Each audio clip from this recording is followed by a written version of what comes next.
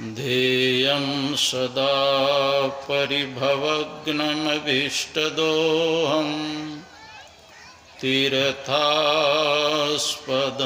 शिवविरञ्चिनुतं शरण्यं भृत्यार्तिहं प्रणतपालभवाब्धिपोतं वन्दे महापुरुषते चरणारविन्दं त्यक्त्वा सुदुस्त्यज सुरेप्सितराजलक्ष्मीं धर्मिष्ठ आर्यवचसा यदगादरण्यं मायामृगं दयितयेप्सितमन्वधावत् वन्दे महापुरुषते चरणारविन्दम् अखण्डानन्दबोधाय शिष्यसन्तापहारिणे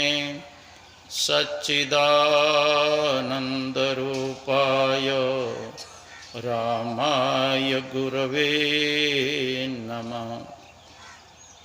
पूज्यपाद के श्री चरणों में कोटि सम्मान। पूज्यपाद गुरुजन, उपस्थित माता एवं भक्तिमती बहनों, मुदमंगलमय संत समाज, गुरु महाराज की असीम कृपा से हम लोग संत मत सत्संग में बैठे हुए हैं। संत मत सत्संग के द्वारा एक ईश्वर भक्ति का प्रचार प्रसार किया जाता है।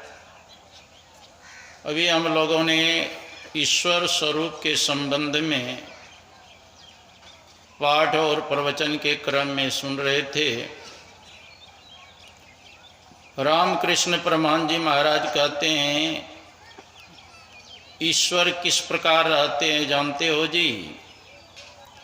जैसे अमीर घर की माताएं पर्दा के अंदर रहा करती है, वो अंदर से सबको देख लेती है, कौन पुरुष जा रहे हैं, कौन आ रहे हैं, लेकिन बाहर के व्यक्ति कोई उसको देख नहीं पाता है। का ठीक ईश्वर सबके अंदर रहते हैं, ईश्वर सबके क्रियाकलाप को देखते हैं, लेकिन बहिर्मुख वाले मनुष्य उसको नहीं देख पाते। ईश्वर सबके घट में है। गुरु महाराज के पद्य में है, सब में व्यापक सबते न्यारा और सब घट एक ही राम हो राम राम। मेहंदी में लाली, घियो दूध में, फूल में बास समान हो राम राम। कहते हैं जिस तरह से मेहंदी में लाली छिपी हुई रहती है, फूल में जैसे सुगंध छिपा हुआ रहता है, जैसे तिल में तेल छिपा हुआ रहता है, जैसे स्रोत में जल छिपा हुआ रहता है, जैसे काष्ठ में अग्नि छिपी हुई रहती है, उसी प्रकार वह परमपिता परमात्मा वह पिंड ब्रह्मांड में संपूर्ण विश्व में वो छिपा हुआ है, व्यापक है। कहते हैं मेहंदी में लाली, घी दूध में, फूल में बास समान हो राम राम। रूप न रस नहीं, नहीं गंध परसन नहीं, शब्द नहीं नाम हो राम राम। कहते परमात्मा रूप के विषय भी नहीं है, और रस का भी विषय नहीं है, और गंध का भी विषय परमात्मा नहीं है। रूप न रस नहीं, नहीं शब्द नहीं नाम हो राम राम। एक अनीय अरूप, वह परमात्मा कितने हैं? एक है।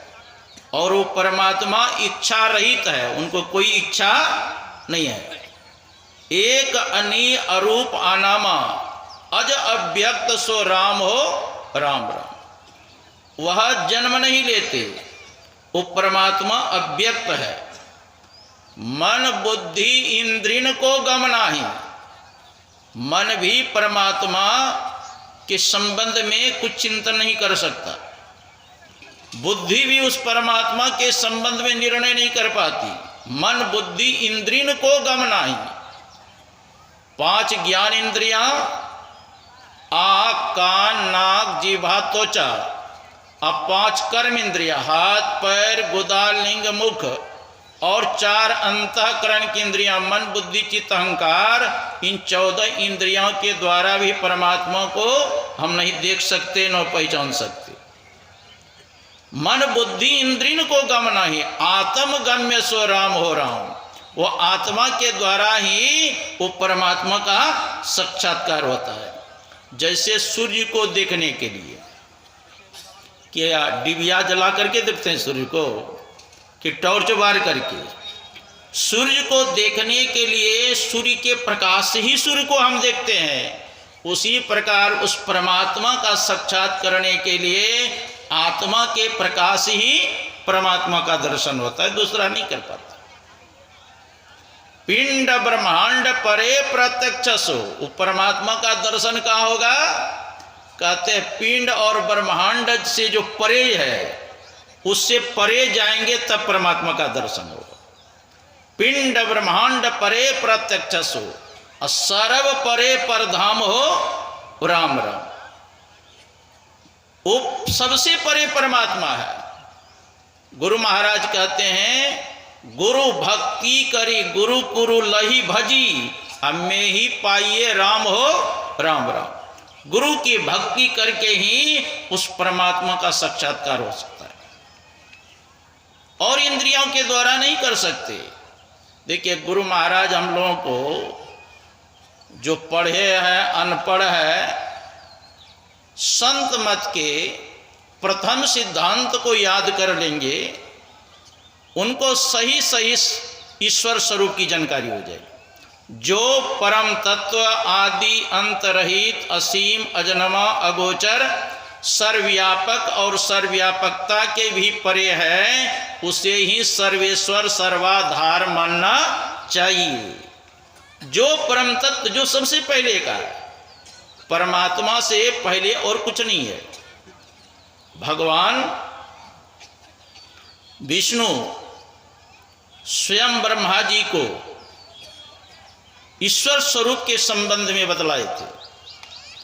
अहमेवा समेवाग्रे नान्य तत्पश्चात, भगवान कहते अहमेवा समेवाग्रे नान्य तत्पश्चात, कहते हैं सृष्टि के पूर्व केवल मैं ही मैं था, मेरे अतिरिक्त न स्थूल था न सूक्ष्म था न कारण था न अज्ञान था। सृष्टि के रूप में जो कुछ भी प्रतीत हो रहा है वह भी मैं ही हूँ, सृष्टि के बाद जो शेष बचता है वह भी मैं ही हूँ। इसी बात को उपनिषद में कहा गया है, ओम पूर्णमदः पूर्णमिदं पूर्णात् पूर्णमुदच्यते पूर्णस्य पूर्णमादाय पूर्णमेवावशिष्यते। वो परमात्मा पूर्ण है, पूर्ण में से जो यह सृष्टि निकली है यह भी पूर्ण है, अब पूर्ण में से पूरा निकाल लेने पर शेष बचता है वो भी पूर्ण ही है। वो एक रस है। उस परमात्मा के संबंध में कहते हैं सहस्र शीर्षा पूर्वकः सहस्राक्ष सह पात स्व भूमि गुम त्यतिष्ठत दशांगुलम। उनके उस परमात्मा के अनंत सिर है, परमात्मा के अनंत सिर है, वो परमात्मा के अनंत भुजाएं हैं, वो परमात्मा के अनंत पैर है, वो परमात्मा के अनंत नेत्र है, वो परमात्मा के अनंत आंख है, वो परमात्मा के अनंत मुख है। और जैसे पृथ्वी से अनेक प्रकार का अन्न पहाड़ अगर आदि उत्पन्न होता है ना, कहते वो परमात्मा ही सारे विश्व को सृजन करने वाले हैं, उत्पन्न करने वाले हैं। जैसे पृथ्वी के ऊपर ही सारे जलचर थलचर नभचर प्राणी रहते कि नहीं पृथ्वी के ऊपर, उसी प्रकार वो परमात्मा ही सबका आधार है। यहां तक कि पृथ्वी का भी आधार कौन है? परमात्मा है। जल का आधार कौन है? वो परमात्मा है। अग्नि का आधार कौन है? वो परमात्मा है। वायु का आधार कौन है? वो परमात्मा है। आकाश का आधार कौन है? वो परमात्मा है। और पिंड और ब्रह्मांड का भी आधार कौन है? वो परमपिता परमात्मा। उस परमात्मा के स्वरूप को जानो। उस सर्वाधार है, उस सब का परमेश्वर है, वो सब में व्यापक है। और वो परमात्मा को अभेद्य बताया गया है। जैसे पहाड़ को अभेद, पहाड़ को तो भेदन भी कर देते हैं, लेकिन परमात्मा का कोई भेदन नहीं कर सकते। कोई एक रस रहते हैं। जिसमें परिवर्तन हो उसको असत कहते हैं, और जिसमें कभी परिवर्तन न हो उसी को सत कहते हैं। जैसे हम लोगों का शरीर है, ये क्या है? ये असत है। ये पंडाल जो देख रहे हैं ये क्या है? असत है। भगवान कहते हैं जो असत पदार्थ है वह दिखाई दे रहा है, और जो सत पदार्थ है वो दिखाई नहीं दे।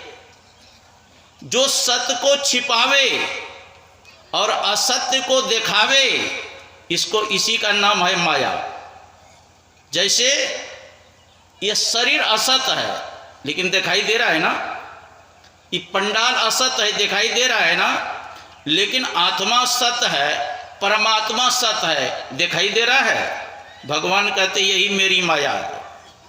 गो गोचर जहाँ लगी मन जाए सो सब माया जानो भाई। यही बात भगवान कहते हैं भागवत में, रीत्यर्थम यत् प्रतीयेत न प्रतीयेच्चात्मनि तद विद्यात्मनोमयम यथा भासो यथा तम।